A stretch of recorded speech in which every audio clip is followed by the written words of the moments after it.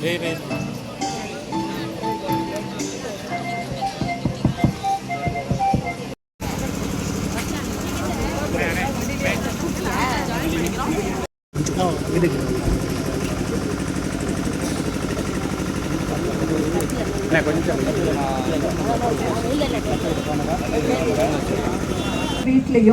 மழை நீர் சேமிப்பு கட்டமைப்பு இருந்தால் இப்போ வரப்போகிற மழை வீணாகாமல் அதை ரொம்ப பாதுகாப்பாக நம்ம சேமித்து வச்சு நம்மளுடைய நிலத்தடி நீரை அதிகமாக்கி கொள்ளலாம். நான் போகிற இடத்துலலாம் கவர்மெண்ட் ஆஃபீஸில் இருக்கிற மழை நீர் சேமிப்பு கட்டமைப்புகளை சரி செய்து கொண்டே வருகிறேன். அதை சரியாக வச்சாதான் மழை நீரை சேமித்து நம்மளுடைய நிலத்தடி நீரை பெருக்க முடியும். அப்படின்றதுனால எல்லா கவர்மெண்ட் ஆஃபீஸில் இருக்கிற சேமிப்பு கட்டமைப்புகளை மழை நீர் சேமிப்பு கட்டமைப்புகளை சரி செய்து கொண்டே வருகிறேன். முழுக்க எல்லாத்தையும் ஓரளவுக்கு சரி பண்ணியாச்சு. வரப்போகிற மழை வீணாகாமல் எந்த அளவுக்கு பாதுகாக்க முடியுமோ அந்த அளவுக்கு பாதுகாப்பதற்கான எல்லா ஏற்பாடுகளையும் மாவட்ட நிர்வாகம் செய்து கொண்டு வருகிறது. நாமளும் நம்ம வீட்டில் மழைநீர் சேமிப்பு கட்டமைப்புகளை உருவாக்கி மழை நீரை கண்டிப்பாக வீணாகாமல் சேமிக்க வேண்டும் என்ற வேண்டுகோள் மக்களிடம் இங்கே வைக்கப்படுகிறது மாவட்ட நிர்வாகத்தின் சார்பாக.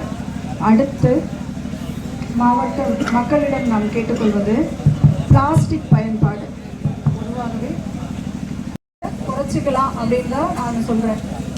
மக்கள்கிட்ட போகும்போது இடத்துலலாம் அது கேட்கறது இதை தான், இங்கேயும் அதை தான் நான் வலியுறுத்தி சொல்ல நினைக்கிறேன். பிளாஸ்டிக் பயன்பாட்டை குறைத்துக் கொள்ளுங்கள். மெயினாக பிளாஸ்டிக் கவர் வேண்டாம், துணிப்பை பயன்பாட்டை அதிகரித்துக் கொள்ளுங்கள் என்ற கோரிக்கையை மக்களிடம் வைக்கிறேன் இந்த நேரத்தில்.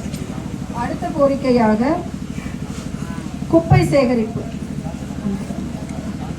குப்பை சேகரிப்பு நாம் எப்படி மழைநீர் கட்டமைப்பை சரி செய்து கொண்டே வருகிறேனோ அதே மாதிரி நம்மளுடைய அதிகாரிகளிடம் நான் தெரிவிக்கிறது, குப்பை சேகரிப்பதற்காக நம்ம வீடு வீடாக போய் குப்பை சேகரிப்பு வண்டிகள் தந்திருக்கிறோம். குப்பைகள் மக்கும் குப்பை மக்காத குப்பை என்று பிரித்து சேமிக்கப்பட வேண்டும் என்பதை ரொம்ப உறுதியாக வலியுறுத்திட்டே வரேன். அது 100% சீக்கிரமாகவே அதை நம்ம அச்சீவ் பண்ணிடுவோம். மக்கள் குப்பைகளை பிளாஸ்டிக் கவரில் சுற்றியோ இல்லை சும்மாவோ கொண்டு போய் பொது இடங்களில் போடுறதை தயவு செய்து தவிர்த்து கொள்ளுமாறு கேட்டுக்கொள்ளப்படுகிறது. வீட்டில் நீங்கள் பொது இடங்களில் போடாமல் எடுக்கணும் அப்படின்றத இன்சிஸ்ட் பண்ண கேட்க ஆரம்பித்தாலே குப்பை சேகரிப்பு வாகனங்கள் வீடு தேடி வரும். அது வரணும்னு நான் சொல்லியிருக்கேன். கண்டிப்பாக வர்றது உங்கள் ஒத்துழைப்போடு தான் அது நடக்கும். மக்கும் குப்பைகளையும் மக்காத குப்பைகளையும் தனித்தனியாக பிரித்து குப்பை சேகரிக்கும் வண்டிகளில் அதை கொண்டு சேர்க்குமாறு, பொது இடங்களில் வீசி நம்மளுடைய சுற்றுப்புறத்தை அசுத்தமாக்காமல் பாதுகாக்குமாறும் மக்களிடம் இந்த கோரிக்கை வைக்கப்படுகிறது. தமிழ்நாட்டின் முதலமைச்சரான தளபதி அவர்களுடைய வழிகாட்டுதலோடு சிறப்பாக தமிழ்நாடு முழுவதும் நடைபெற்று வருகின்ற கிராம சபை கூட்டத்தை ஒட்டி இன்று நம்முடைய சிவகங்கை மாவட்டம் திருப்பத்தூர் சட்டமன்ற தொகுதியில் உள்ளடங்கிய சாக்கோட்டை ஊராட்சி ஒன்றியத்தில் சூரக்குடி ஊராட்சியில் நெற்புகப்பட்டியில் நடைபெறுகின்ற இந்த கிராம சபை கூட்டம் இது ஒரு முக்கியமான பொதுமக்களை சந்தித்து பொதுமக்களுடைய தேவைகளை கேட்டறிந்து அந்த தேவைகளை திட்டங்களாக காரியங்களாக மக்களுக்கு கொண்டு போய் சேர்ப்பதற்கு உதவுகின்ற ஒரு நல்ல பயனுள்ள நிகழ்ச்சி தான் இந்த கிராம சபை கூட்டம். ஆகவே அந்த வகையில் மக்கள் தங்களுடைய தேவைகளை அரசிடத்தில் வலியுறுத்துவதற்கு தீர்மானமாக அதை வடித்தெடுத்து அரசின் கவனத்தை ஈர்ப்பது இந்த கூட்டத்தினுடைய முக்கியமான நோக்கம்.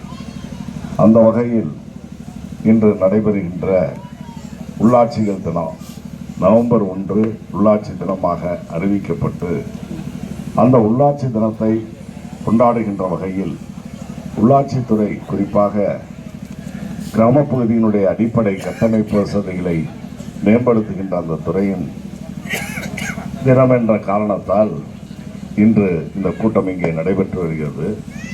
அத்தகைய நல்ல பயனுள்ள கூட்டத்தினுடைய தலைமை பொறுப்பினை ஏற்று காந்தியடி அவர்களே சொல்லியிருக்கிறார், நம்முடைய ராஜ்யத்தின் நாட்டினுடைய வளர்ச்சி என்பது கிராம வளர்ச்சியில் தொடங்கினால்தான் இந்த ஒட்டுமொத்த தேசியத்தினுடைய வளர்ச்சிக்கு உறுதுணையாக இருக்கும் என்ற அடிப்படையிலே கிராம ராஜ்யத்தை அவர் வலியுறுத்தி கூறியிருந்தார்கள். அந்த அடிப்படையிலே தான் இன்றைக்கு இந்த அரசை வழிநடத்துகின்ற நம்முடைய மாண்புமிகு முதலமைச்சர் அவர்களும் கிராமத்தின் அனைத்து மக்களும் அவரவர்கள் இருக்கக்கூடிய பகுதிகளில் அனைத்து தேவைகளையும் கட்டமைப்பு வசதிகளையும் கிடைக்கின்ற வகையிலே செய்வதுதான் இந்த அரசனுடைய நோக்கம் என்று செயல்படுத்தி வருகிறார்கள். காரணம், மக்கள் தங்களுடைய வசதிகளுக்காக தேவைகளுக்காக நகரங்களை நோக்கி படையெடுப்பதை தடுத்திட வேண்டும் என்பதுதான் குறிப்பாக கிராம பகுதியில் அடிப்படை கட்டமைப்பு வசதிகளை மேம்படுத்துவதனுடைய நோக்கம். ஆகவே நகரங்களுக்கு இணையான அடிப்படை கட்டமைப்பு வசதிகளை நம்மை போன்ற கிராம பகுதிகளிலும் உருவாக்கி தர வேண்டும். இந்த அடிப்படையிலே தான் தரமான கல்வி நகரங்களுக்கு இணையாக கிராமங்களில் கிடைக்க வேண்டும். அதே போல நல்ல சுகாதாரமான குடிநீர் இங்கே கிராமங்களிலும் கிடைத்திட வேண்டும். தெருவிளக்குகள் முறையாக எரிந்திட வேண்டும். அதே போல மருத்துவ வசதிகள் நகரங்களுக்கு இணையாக கிடைக்க வேண்டும். இப்படி தெருக்கள் தூய்மையாக பராமரிக்க வேண்டும் என்பதையெல்லாம் மனதிலே கொண்டுதான் இன்றைக்கு கிராமங்களுக்கு ஏராளமான திட்டங்கள், நகரங்களுக்கு இணையான திட்டங்கள், அடிப்படை வசதிகள் கொண்டு வந்து சேர்க்கப்படுகிறது என்பதை நான் இந்த நினைவுபடுத்த கடவுள். திருத்த வாக்காளர் பட்டியல் பணி ஆரம்பிக்கிறதுக்கு முன்னால் கிடைச்சிருக்கிறதுனால இந்த வாய்ப்பை பயன்படுத்தி பொதுமக்கள் அனைவரும் 100% இதில் என்னென்னா போலி வாக்காளர்கள் தவிர்க்கப்பட வேண்டும். உண்மையான வாக்காளர்கள் எந்த வகையிலும் அவர்கள் வாக்காளர்களாக இடம்பெறாமல் போவதையும் தவிர்க்க வேண்டும். உண்மையான வாக்காளர்கள் அத்தனை பேரும் பட்டியலில் வரணும். போலி வாக்காளர்கள் நீக்கப்பட வேண்டும் என்ற அந்த காரியத்தை நிலைநிறுத்துகின்ற வகையிலே உங்களுடைய பணிகள் இருக்க வேண்டும் என்று உங்களை எல்லாம் நான் அன்போடு கேட்டுக்கொள்கிறேன்.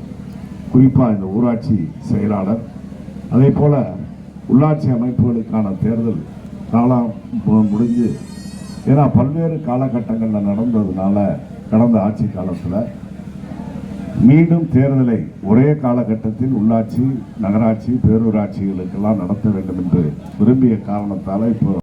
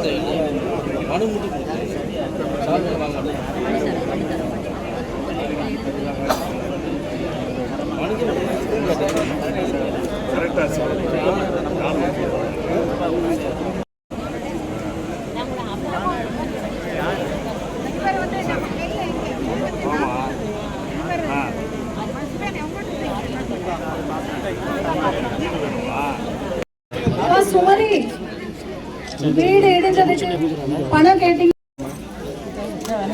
சுமதி கூட்டுறவுத்துறை அமைச்சர் அவர்கள் புன நினைவுக்கு சிறப்பு செய்கிறார்கள். அதைத் தொடர்ந்து வேளாண்மை துறை முடிஞ்சவங்களை அப்படியே கொஞ்சம் நகர சொல்லி அந்த இடத்துல அப்படியே நிற்கிறாங்க மேடம்.